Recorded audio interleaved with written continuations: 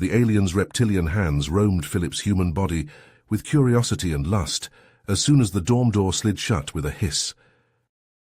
22-year-old Philip Hill shifted nervously in his seat as the alien transport ship descended through the thick, orange clouds of Kronos Prime. He was the first human ever admitted to the prestigious Komar Interstellar University, thanks to a full scholarship granted after his groundbreaking research on Komar physiology impressed the admissions board. But now, stepping onto the alien campus, filled with strange architecture and diverse species, Philip felt a twinge of anxiety. His Komar guide and roommate, Yaksa, towered over him at 7 feet tall. Yaksa's muscular frame was covered in shimmering blue scales. As Yaksa helped Philip unpack in their shared dormitory, he peppered the human with questions, fascinated by his soft skin and foreign anatomy. Just as Philip started to relax and open up to his curious roommate, alarms blared. A rival alien faction was attacking. Panicked students from many races stampeded underground to emergency bunkers. Huddled in the dark next to Yaksa, hemmed in by dozens of frightened strangers, Philip's heart pounded. This was only his first day. What untold dangers awaited him in the coming months as humanity's pioneer on this volatile alien world, light years from home? Days passed in the dark, cramped bunker. With each hour the air grew thicker, heavy with the sense of fear and desperation from the hodgepodge of alien species. Philip, his training kicking in, took charge of rationing their dwindling supplies. He measured out precise portions of the nutrient-dense Komar rations, ensuring everyone received just enough to survive. When a Xanic student collapsed from dehydration, Philip was there, coaxing precious sips of water past her mandibles. Yaksa watched with growing admiration as Philip tended to the needs of their fellow survivors. The human moved with a calm efficiency, his soft hands gentle as they dressed wounds and checked vital signs. Yaksa found himself drawn to Philip's side, using his imposing presence to quell any disputes that threatened to break out over the limited resources. In the quiet moments between crises, Yaksa's gaze lingered on Philip's foreign features. The smooth, pinkish skin, the delicate curve of his ears, so different from Yaksa's own scales and spines. He caught himself reaching out to touch, only to pull back, unsure of how Philip might react.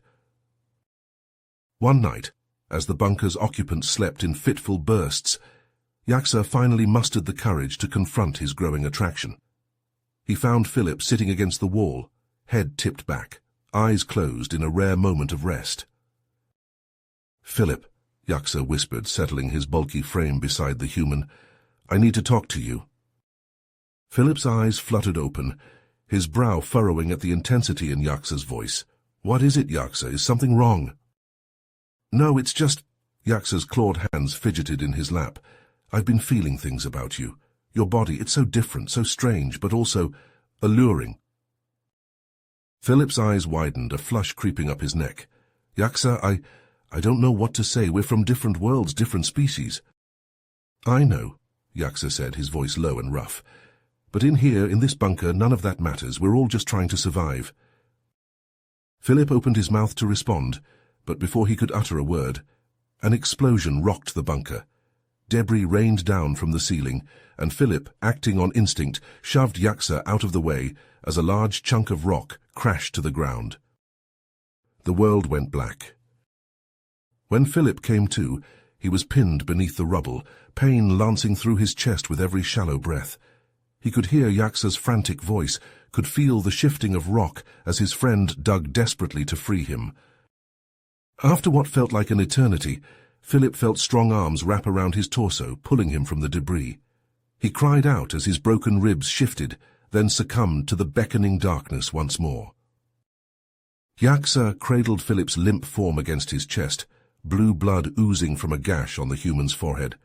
Around them, the other students worked to clear the rubble and shore up the damaged walls, but Yaksa paid them no mind. His focus was solely on the injured human in his arms. "Stay with me, Philip," Yaksa murmured, pressing his forehead against Philip's. "You can't leave me now, not after everything we've been through." Hours passed in a haze of pain and fear, until finally, The sound of shifting rock and shouting voices heralded the arrival of their rescuers. Komar soldiers poured into the bunker, assessing the survivors and preparing them for transport. Yaksa refused to relinquish his hold on Philip, even as they were loaded onto a transport ship and whisked away to a secure medical facility. He watched, helpless, as Philip was rushed into surgery, the human's blood staining the pristine tiles of the operating room floor. As he paced outside the operating room, waiting for news of Philip's fate, Yaksa came to a startling realization. His feelings for the human went beyond mere physical attraction or curiosity. In the days they had spent trapped together, fighting for survival, Philip had become more than just a friend. He had become an ally, a partner, someone Yaksa couldn't imagine facing this strange and dangerous world without. Philip drifted in and out of consciousness, his mind hazy from the potent Komar anesthesia. As his eyes fluttered open, he found Yaksa at his bedside, the alien's large hand engulfing his own. Yaksa's yellow eyes were fixed on Philip's face, a mix of concern and relief etched into his scaly features. "Yaksa," Philip croaked, his throat dry and raw. "You saved me, thank you." Yaksa leaned forward, pressing his ridged forehead against Philip's smooth one, in a gesture that felt both foreign and intimate. "I couldn't lose you," he whispered, his breath warm against Philip's skin. Over the following days, as Philip recovered in the sterile hospital room, Yaksa was a constant presence at his side. They talked for hours, their conversations ranging from the mundane to the profound. Yaksa spoke of his childhood on Kronos Prime, of the challenges he faced as a member of a lower caste. "I had to fight for everything," he confided, his claws tracing idle patterns on Philip's palm.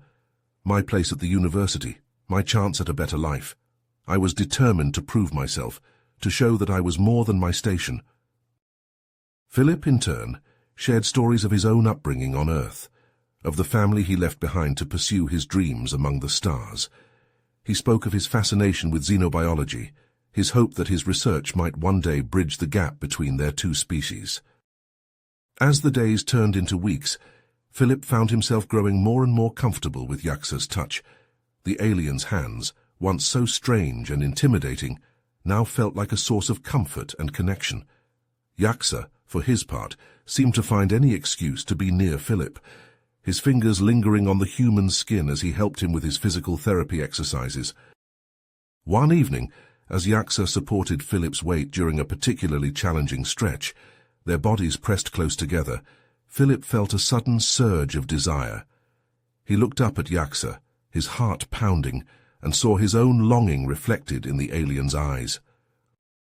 Yaksa's hand cupped Philip's cheek, his thumb brushing over the human's lower lip. "Philip," he breathed, his voice low and rough, I want—" But before he could finish, Yaksa surged forward, capturing Philip's mouth in a searing kiss. Philip responded instinctively, his arms winding around Yaksa's neck as he parted his lips, inviting the alien to deepen the kiss. They lost themselves in the moment, their bodies moving together in a dance that felt both new and familiar. Philip's fingers tangled in Yaksa's crest of spines, eliciting a low growl from the alien that sent shivers down his spine. A sharp knock at the door startled them apart, both of them flushed and breathing heavily. Yaksa quickly disentangled himself from Philip's embrace, straightening his clothing as he called out for the visitor to enter. A Komar military officer stepped into the room, his posture rigid and his expression unreadable. "The attack on the university has been repelled," he informed them, his voice clipped and efficient. "Classes will resume in 1 week's time." As the officer left, Philip and Yaksa exchanged a loaded glance, the reality of their situation crashing down around them. They were not just two individuals caught up in a whirlwind of emotion and attraction, but representatives of two vastly different cultures, each with its own expectations and challenges. As classes resumed at the Komar Interstellar University, Philip and Yaksa walked the alien halls side by side, their shoulders nearly brushed, magnetic and wanting, but never quite touching under the judgmental stares of passing students. Yaksa's clawed hand twitched, aching to interlace his blue fingers with Philip's soft pink ones. But he restrained himself. He knew the stigma, the scorn that an interspecies relationship would bring down upon them in Komar society. Philip felt the weight of Yaksa's yearning gaze as he threw himself into his xenobiology studies with renewed fervor. He spent long hours hunched over microscopes and centrifuges in the lab, blue light from the screens casting his face in a determined glow as he worked to prove his worth, to show that a human could make groundbreaking contributions to the field. But even as Philip focused on his research, Yaksa grew distant, torn between his undeniable love for the human and his loyalty to Komar cultural traditions. He paced his dorm at night, spines bristling with the force of his conflicted emotions. Tension simmered as the semester wore on. Then the incidents began. Philip reached into the lab's stasis freezer one morning to find his precious tissue samples blackened with decay, months of meticulous work destroyed by sabotage. Yaksa turned on his holopad to an anonymous message flickering across the screen. "Traitor, you don't belong with the human." Philip's blood ran cold when he heard the news. A Komar student discovered dead behind the engineering building, his purple blood pooling on the flagstones, murdered. "This can't be a coincidence," Philip said, gripping Yaksa's forearm, voice low and urgent. "The attack on the university, now this. Something's not right." Yaksa met Philip's gaze, yellow eyes hardening with resolve. "Then we find out what it is." They began to investigate in secret, stealing moments between classes to hack into administrators' files and piece together hidden clues. Data trails led them into a dark web of conspiracy, to encrypted communications hinting at an extremist faction within the Komar government itself. Xenophobic radicals determined to rid their world of alien influences, like Philip, by any means necessary. "It's worse than we thought," Yaksa said, a growl building deep in his throat as he scanned the damning messages. "We have to stop them." But the deeper they dug, the more danger tightened around them like a noose. Philip ducked as a plasma bolt sizzled over his head, singeing his hair. He and Yaksa sprinted hand in hand down a darkened alley, pursued by black-cloaked Komar assassins.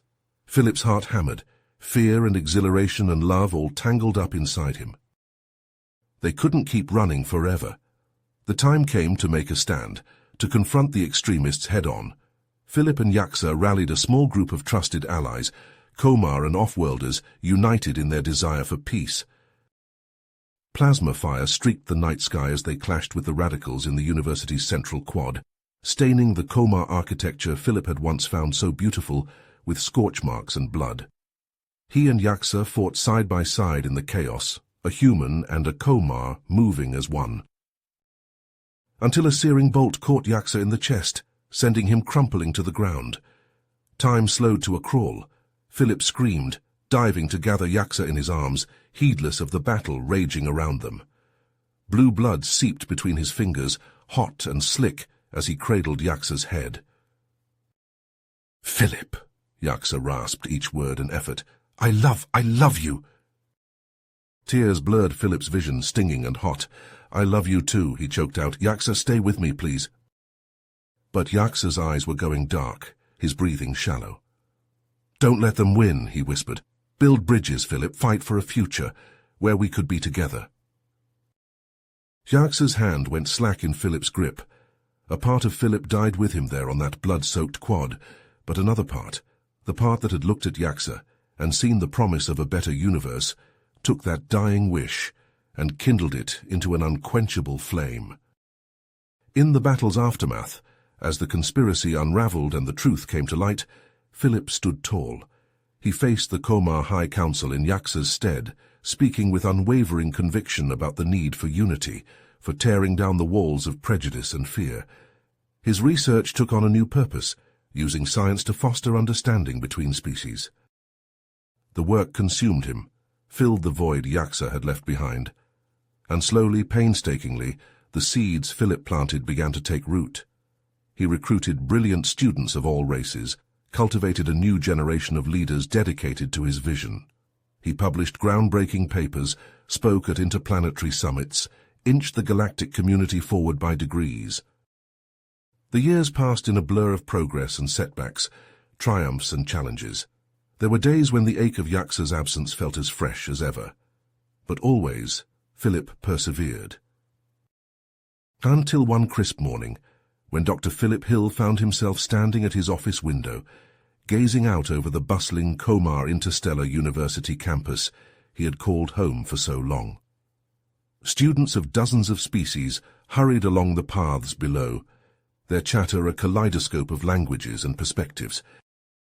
A young Komar woman caught his eye, her blue scales glinting in the sun as she laughed with the human boy beside her. They held hands unself-consciously, strolling into a sleek new campus building bearing the name Yaxa Center for Interspecies Relations. Philip smiled, feeling the weight of his years, the bittersweet swell of memory and purpose. The fight was far from over. There would always be new bridges to build, new minds to open, new frontiers to cross. His joints might ache and his hair might have gone silver, but that flame Yaxa ignited all those decades ago still burned bright. Dr. Philip Hill turned from the window, ready to begin another day's work. For Yaxa, for their dream, for the future. The years slipped by, and Dr. Philip Hill poured himself into his work. His groundbreaking xenobiology research earned him accolades across the galaxy, and his tireless advocacy helped chip away at the walls of prejudice between species. University lecture halls and interplanetary conference stages became his pulpit, his clarion call for unity, echoing from world to world. But even as his professional star ascended, Philip's heart remained shackled to the past. He drifted from one tepid romance to the next, his lovers' faces blurring together like watercolors in the rain. No touch could thaw the ice in his veins, no whispered endearment could drown out the ghost of Yaxa's dying words. Until Zara. She materialized out of the crowd at a symposium on Rigel 4, her blue scales glinting under the auditorium lights. "Dr. Hill," she said, her voice low and urgent, "I was a friend of Yaxa's. We need to talk." Philip's breath caught in his throat. He nodded mutely, letting her lead him into a quiet alcove. She pressed a small metallic cube into his hands, her yellow eyes boring into his. "He wanted you to have this," she whispered. "But not here. Meet me at this address tonight. Come alone." Then she was gone, melting back into the sea of faces. That night, in a dimly lit room that smelled of incense and secrets, Philip sat cross-legged on the floor across from Zara. His fingers trembled as he turned the cube over in his hands. "What is this?" he asked hoarsely. "A message," Zara replied, "and a key." The cube flared to life, projecting a holographic image that stole the air from Philip's lungs. It was Yaxa, his face lined with strain, but his eyes still blazing with fierce determination. "Philip," the recording began, "if you're seeing this, then I am gone, and you have met Zara. She is my trusted comrade, my sister in arms. Together, we have been working to expose the rot at the heart of the Komar government, to bring the truth to light." Philip listened, transfixed as Yaxa spun a tale of clandestine meetings and coded transmissions, of a cabal of high-ranking officials who saw the growing ties between Komars and other species as a threat to their power. The university attack had been only the beginning, a test run for a larger plan to sow chaos and division across the galaxy. "I never meant to deceive you, Philip," Yaxa said, his voice cracking with emotion. "But I couldn't risk pulling you into this darkness. You have too much light inside you, too much hope. It's what I love most about you." Love. The word hung in the air, sharp and sweet as a blade dipped in honey. Philip's vision blurred, hot tears spilling down his cheeks. "I have one final request," Yaxa continued. "Stand with Zara, finish what we started, don't let my death be in vain. And Philip..." The hologram flickered, Yaxa's image wavering like a candle flame in the wind. "Don't let your heart be a tomb. You taught me that love is the most powerful force in the universe. Don't lock yours away forever. Find someone to share your light with again. For me. For us." The recording winked out, leaving Philip in the darkness with only the weight of Yaxa's words and the heat of Zara's gaze. In the weeks that followed, Philip and Zara worked feverishly to unravel the strands of the conspiracy. They pored over encrypted files, chased down leads in the tangled undergrowth of the dark web. Philip's lab became their war room, his research their cover.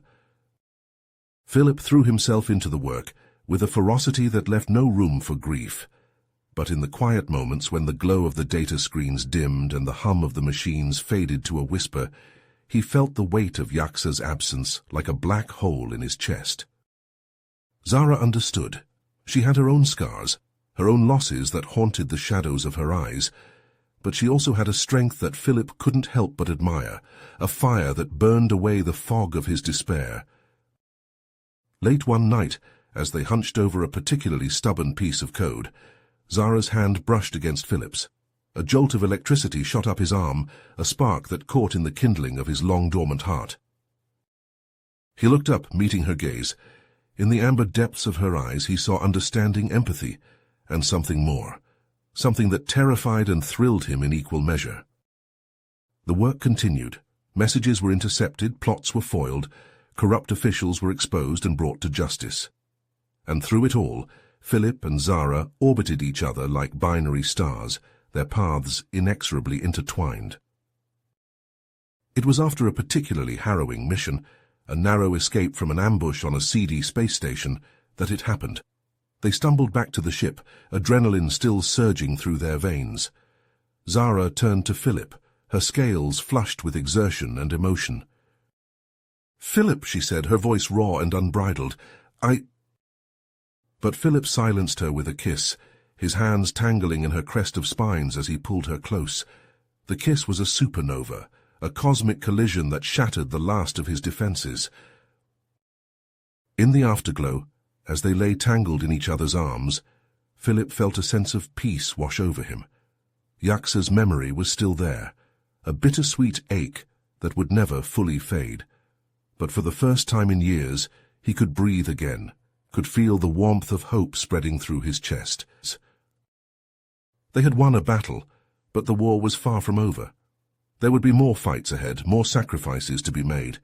But with Zara by his side and Yaxa's legacy to guide them, Philip knew they would never stop fighting for a better tomorrow. He looked out the viewport at the vast expanse of stars, each one a promise of infinite possibilities. Somewhere out there was a future where love knew no boundaries, where the walls between worlds and hearts came tumbling down.